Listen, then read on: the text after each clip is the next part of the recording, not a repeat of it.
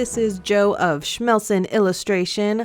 I love the color purple and I enjoy creating art. And today's video is focused on redesigning my sketchbook. So today we are kind of covering up this cover page of my Canson XL mixed media paper in a 7x10. It's a sketchbook. I like the ringlet binders just because when you flip the pages, you're not bending or like afraid of like the pages falling out because the binding is getting stretched. So this character I have off to the side is my little inspiration of what I'm drawing.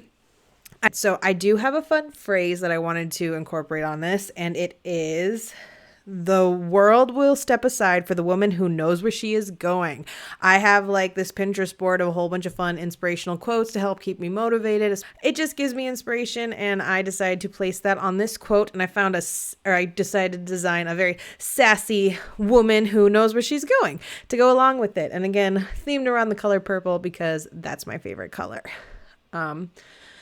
So I drew it out first on the sketchbook just because I do not have the confidence to just go right in here and start from nothing. Even the final piece is different from the original sketch.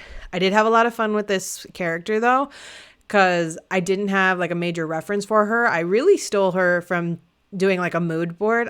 So I've done my sketch. Here is me painting the base, background, whatever. I did need to do all white for the character because I was going to paint color on top of it, and I just needed a blank canvas essentially instead of the purple.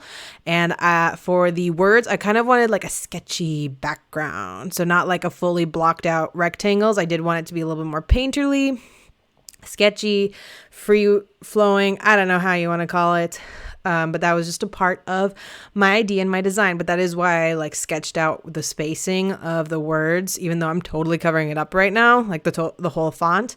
But I didn't know how big my font would be or how little, where it would center, be off to the left and change things. 'Cause it's not like, so here I'm just taking one of my favorite pens and filling in the line art.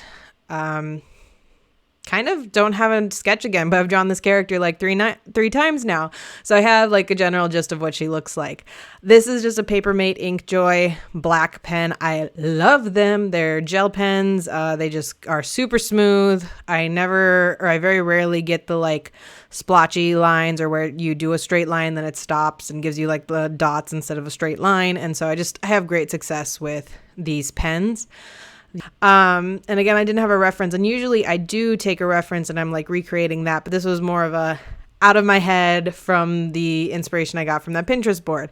So I was a little weird. I didn't take a whole lot of risk taking in this character's design. I did have the idea to create some contrast shading, or like you use white to do like a highlight in the black hair, but I ended up totally going over that and nixing it.